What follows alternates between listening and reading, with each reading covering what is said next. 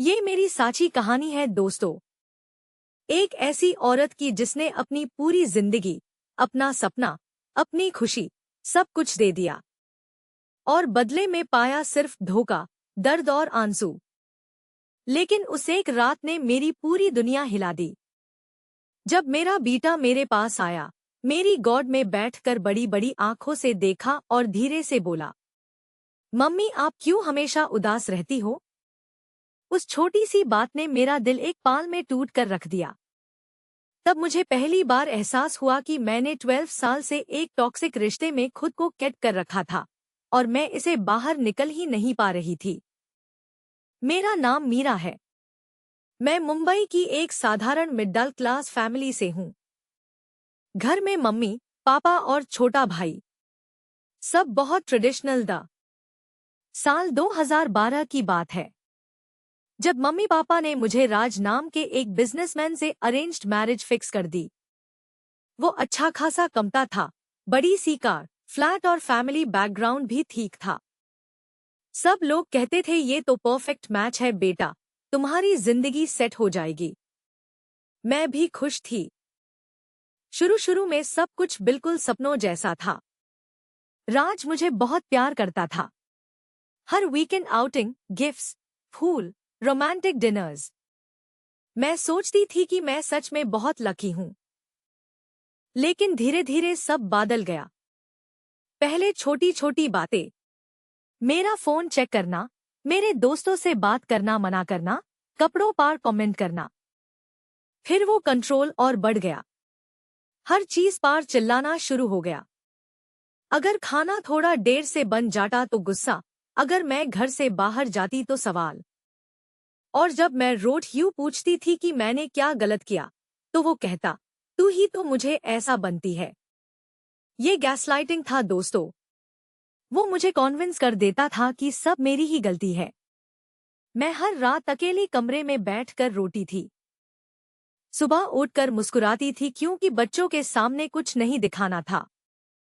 दो खूबसूरत बच्चे हुए, बेटा और बेटी। उनके चेहरे देखकर मैं सोचती थी कि मैं इनके लिए सब कुछ सह लूंगी।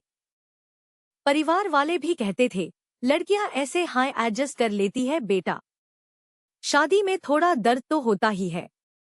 मम्मी पापा कहते थे, लोग क्या कहेंगे अगर तू घर छोड़ देगी। सोसाइटी में डिवोर्स की औरत को कोई नहीं पूछता। और कभी कभी राज खुद प्यार से बात करता, मुझे बाहर ले जाता, फूल लाता। उस पाल मैं सोचती थी शायद वो बादल रहा है, शायद अब सब ठीक हो जाएगा। ये उम्मीद मुझे रोक लेती थी। अंदर से मैं बिल्कुल टूट चुकी थी। हर सुबह उठने में डर लगता था। उसके घर आने की आवाज सुनकर मेयर रोंगट खड़े हो जाते थे। फिर एक दिन जब वो ऑफिस से बाहर था, मैंने उसके फोन में मैसेजेस देखे, किसी दूसरी औरत के साथ।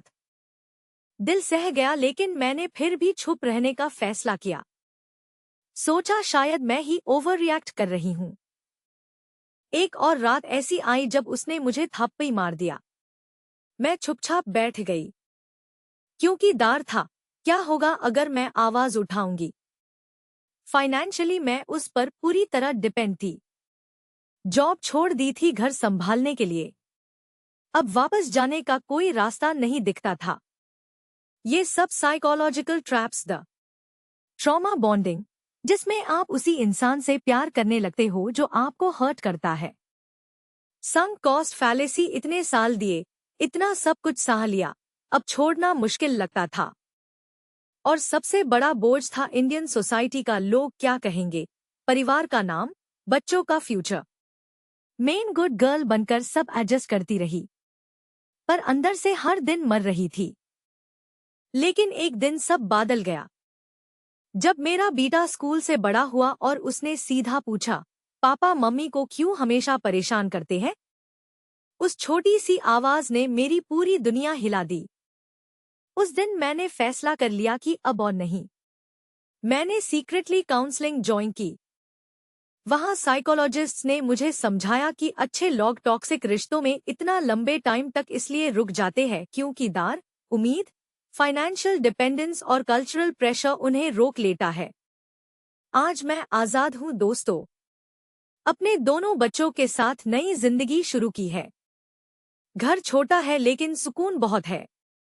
लेकिन याद है मुझे वो 12 साल का दर्द, वो टूटे सपने और वो आंसू जो मैंने चुपके चुपके बहाए थे।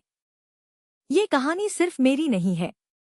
आज भी हजारों मीरा इंडिया के हर शहर में ऐसे हाई टॉक्सिक रिश्तों में फांसी हुई है, एडजस्ट कर रही है, छुप रही है और खुद को खत्म कर रही है। इसलिए सुनो दोस्तों, अपनी सेल्फ वर्थ को हमेशा पहले रखो। रेड फ्लैग्स को कभी इग्नोर मत करना, चाहे कितना भी प्यार दिखे। अगर आप भी ऐसे रिश्ते में हो तो आज ही सोचो, आप डिजर्व करते हो प्यार, इज्जत और सुकून। जिंदगी एक बार मिलती है, आईएसी टॉक्सिक लॉग ऑन के साथ बर्बाद मत करो। अब आप बताओ, कमेंट में सच सच लिखो। क्या आपने कभी टॉक्सिक रिलेशनशिप में ज्यादा टाइम बिताया है? क्या आपको रोक रहा था डर, बच्चे, सोसाइटी, पैसे या कुछ और हाँ, अगर ये कहानी ने आपके दिल को छुआ हो, आपको सोचने पर मजबूर किया हो तो लाइक जरूर कर देना। चैनल को सब्सक्राइब कर लो ताकि ऐसी real psychological stories, life lessons और इमोशनल कहानियां आप मिस ना करो। अपना और अपने रिश्तों का ख्याल रखना दोस्तों। मिलते हैं नेक्स्ट स्टोरी में। Take care.